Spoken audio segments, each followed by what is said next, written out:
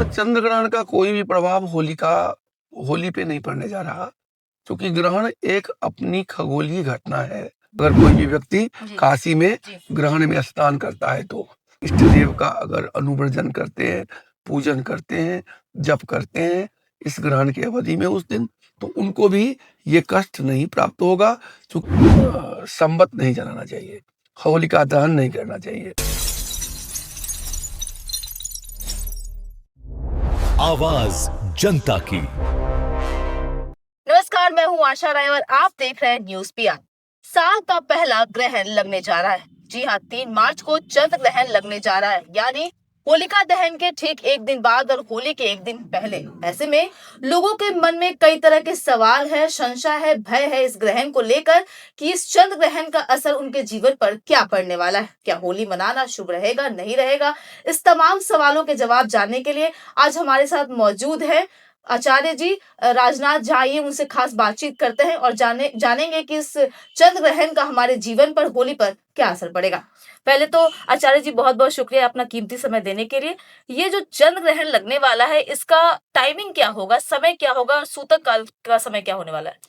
दरअसल 5:50 से लेके 6:46 तक चंद्र ग्रहण लगेगा जी। और और ये चंद्र ग्रहण सिंह राशि में पूर्व फाल्गुनी नक्षत्र में लगने जा रहा है। खंडग्रास चंद्र ग्रहण है। चंद्र ग्रहण में चंद्र ग्रहण से 9 घंटा पहले जी।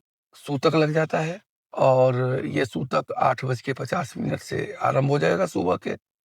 और चंद्र ग्रहण का कोई भी प्रभाव होली पे नहीं पड़ने जा रहा, क्योंकि ग्रहण एक अपनी खगोलीय घटना है जो हर वर्ष होती ही है। सूर्य ग्रहण, चंद्र ग्रहण, कहीं ना कहीं ग्रहण अपने क्षितिज पे लगा ही रहता है, विश्व के क्षितिज पे।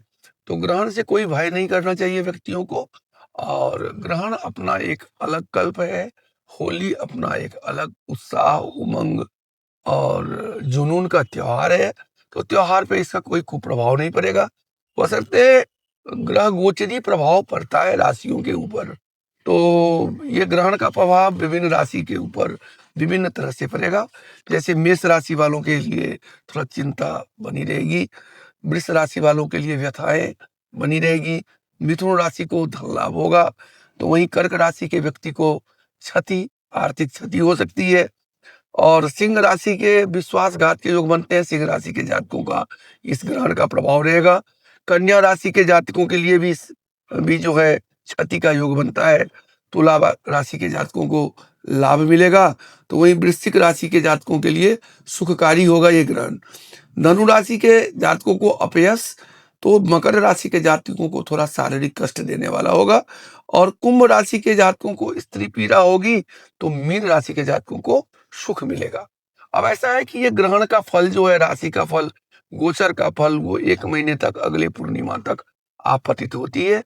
जिन व्यक्तियों के लिए सही है उनके लिए तो सही है, जिन व्यक्तियों के लिए राशिफल बुरा है वो अपने अपने इष्ट देव का अगर अनुवर्जन करते हैं, पूजन करते हैं, जप करते हैं इस ग्रहण की अवधि में उस दिन, तो उनको भी ये कष्ट नहीं प्राप्त होगा।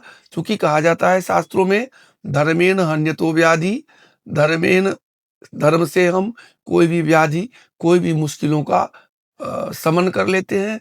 तो धर्माचरण करिए।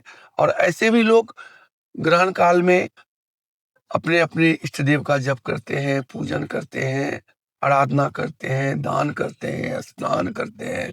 इसकी बहुत ज्यादा फल है। और शास्त्रकारों ने भी बताया है कि ग्रहणे तु काशी मकरे प्रयाग, और ग्रहण में काशी में गंगा स्नान करने का बहुत विशिष्ट महत्व है। कहा जाता है कोटि सम फल वाजपेय यज्ञ आदि फल की प्राप्ति होती है अगर कोई भी व्यक्ति काशी में ग्रहण में स्नान करता है। तो ग्रहण का कोई भी बुरा प्रभाव होली पे नहीं पड़ने जा रहा। दरअसल ये है कि इस बार थोड़ा संवत को लेके भी मुहूर्त जो है, क्योंकि संवत का मुहूर्त जी होलिका दहन का शुभ मुहूर्त कह रहे हैं। हाँ, होलिका, संवत का जो होलिका दहन का है वो कहा, शास्त्रकार कहते हैं कि भद्रायाम द्वेन कर्तव्ये श्रावणी फाल्गुनी तथा श्रावणी नृपतिरहंती ग्रामम दहति फाल्गुनी। अर्थात भद्रा में 2 कर्म नहीं करना चाहिए। एक रक्षाबंधन नहीं करना चाहिए और दूसरा संबत नहीं जलाना चाहिए, होलिका दहन नहीं करना चाहिए। तो इस वर्ष जो है वैसे तो रात्रिअंत तक भद्रा रहेगी, परंतु धर्मशास्त्रकारों ने एक निर्णय ऐसा भी दिए हैं कि भद्रा के पुच्छ पर होलिका दहन करना जी शुभ भी माना गया है। तो रात्रिअंत में यानी 12 बजे रात के बाद होलिका दहन जी 2 तारीख को 2 मार्च को होलिका दहन रात 12 बजे रात के बाद किया जा सकता है। और 3 तारीख को सायंकालिक ग्रहण लगेगा, जिसका समय होगा 5:50 से लेके 6:46 तक, और सूतक लगेगी सुबह 8:50 तक। और 4 तारीख को सुबह लोग नए उमंग, नए उत्साह में नए संवत्सर का, हमारे भारतीय सनातन नए साल का स्वागत करते हुए खूब उमंग उत्साह से होली मनाएंगे। खासकर होली का पर्व जो है वो सात्विक पर्व है, तो इसमें नशा वशा, मद मदिरा इत्यादि जो तामसिक पदार्थ हैं, इसको वर्जन करें, सौहार्दपूर्ण ये पर्व मनाएं, सब मिलजुल कर आपसी प्रेम को बांटें और उत्साहपूर्वक मनाएं होली का पर्व। कोई संशय नहीं, कोई दुविधा नहीं, कोई ग्रहण की छाया नहीं। जय सनातन, जय वैदिक धर्म। यानी लोगों को डरने की जरूरत नहीं है, बेझिझक वो होली मना सकते हैं। बिल्कुल। आचार्य जी, मगर जब भी ग्रहण का जो बात जब सामने आता है तो लोगों में डर जो है वो पैदा हो जाता है। खासकर ऐसा कहा जाता है कि प्रेग्नेंट लेडीज को कुछ सावधानियां जो है बरतनी चाहिए। तो सूतक काल के दौरान लोगों से आप क्या अपील करेंगे, किन सावधानियों को बरतने की जरूरत है? देखिए, ग्रहण काल में आज से नहीं, ग्रहण तो एक बहुत परंपरागत बातें हैं। जी त्रेता युग, द्वापर युग, सतयुग और युग में ग्रहण लगता ही रहा है। और हमारा ज्योतिष शास्त्र जो भारत के सबसे समृद्ध और प्राचीन विज्ञान है, भारत क्या, मैं तो विश्व की बात कहूँ, विश्व में इससे पहले कोई विज्ञान था ही नहीं। और हम लोग आकाश मंडल की बात किया करते थे, पुराण हो, उपनिषद पुराण हो, जो भी ग्रंथ हो, और पंचांग का निर्माण होता था। तो ग्रहण एक स्वाभाविक क्रिया है, खगोलीय घटना है। इसमें हमारे आचार्यों ने, हमारे ऋषि वैज्ञानिकों ने निर्देश दिए हैं कि ग्रहण काल में खान पान नहीं करना चाहिए, सूची पूर्वक रहना चाहिए, मल मूत्र का त्याग नहीं करना चाहिए। वृद्ध, रोगी और बच्चे को ये नियम लागू नहीं होता।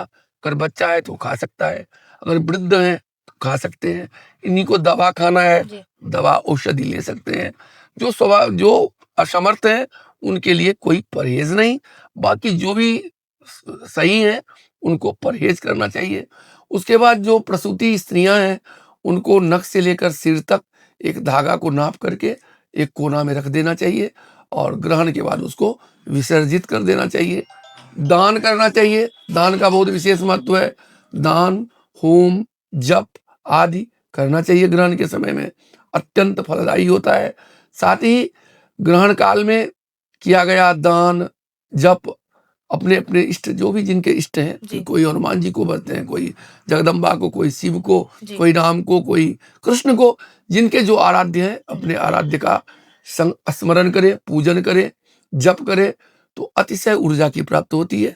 और उस प्राकृतिक ऊर्जा के बल पर हम अपने जीवन की तमाम अशुभताओं का शमन कर देते हैं, और नए ऊर्जा के साथ हमारे जीवन का एक अलग सा व्यक्तित्व, अलग सा एक तेजस्विता, सुख, समृद्धि, शांति इत्यादि सब प्राप्त होती है। जी आचार्य जी, इस ग्रहण का सबसे ज्यादा असर किन राशियों पर पड़ रहा है? अगर ऐसा कुछ उपाय वो जो करे तो इससे लाभ हो, या कुछ हानि होने वाली हो तो उससे वो बच सके? दरअसल मैंने तो सब राशियों का फल पूर्व में अभी आपको बता ही दिया था। ऐसा क्या उपाय करें? जिन राशि वालों पे अशुभ फल है, वो अपने अपने इष्ट देव का, आराध्य का नाम ले, संकीर्तन करे, उनका पूजन करे, जप करे, ग्रहण को न देखें, तो उनके लिए बेहतर फल मिलेगा। जी, बहुत बहुत शुक्रिया इस तमाम जानकारी के लिए। तो ये थे आचार्य राजनाथ झा जी, जिनसे हमने खास बातचीत की और जानने की कोशिश की। और जैसा कि आप सभी ने सुना, इस ग्रहण का होली के ऊपर कोई दुष्प्रभाव नहीं पड़ने वाला है। तो आप बेझिझक अपने परिवार के साथ खुशहाल तरीके से होली मनाइए। लेकिन हाँ, जैसा कि आचार्य जी ने बताया, कुछ सावधानियां हैं जो आपको बरतनी है सूतक काल के दौरान, तो आप उसको सावधानी को बरतें और बेझिझक होली मनाएं। फिलहाल तो इस रिपोर्ट में इतना ही। ऐसी तमाम बड़ी खबरों से अपडेट रहने के लिए आप देखते रहिए न्यूज़ PR। कैमरा पर्सन राजकुमार के साथ मैं आशा, न्यूज़ PR पटना।